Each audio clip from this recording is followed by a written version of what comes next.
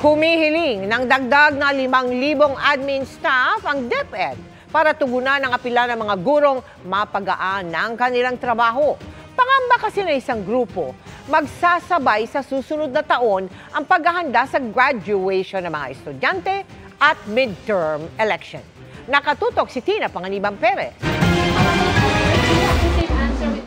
Para sa school year 2024-2025, ang first day of classes ay sa July 29, habang ang last day ay sa May 16. Pangamba tuloy ng ACT Teachers Party List. Sasagasa ang preparasyon ng mga guro para sa May 12, 2025 elections sa paghahanda sa graduation. Dapat mauna yung graduation ng yung mga end year activities bago magkaroon ng election. Sabi ng Teachers Dignity Coalition, pwedeng gawin ang graduation sa April 11, 2025 nang hindi sinasakripisyo ang required na bilang ng school days sa isang academic year.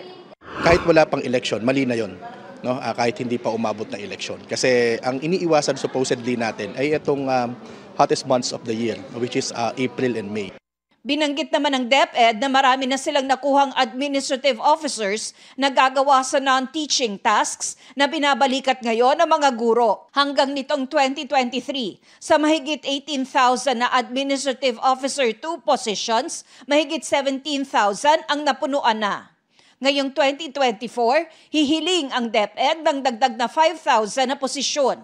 Tugon yan sa natuklasan ng isang pag-aaral na idinadaing din ng mga guro. Based on studies, it seems that there are at least 50 admin tasks that are currently being done by teachers, so it takes their time away from from classroom teaching. After ng klase namin, for example, tumutulong kami doon sa paggagawa ng mga reports. Wala po itong service credits or overtime pay. We will be releasing the new another policy on the rationalization of teachers' workload. Na doon po naka-mention po doon kung ano yung mga functions na i-retain natin sa mga schools, sa mga teachers, na kung saan if this is for the teachers, they will be granted the overload pay.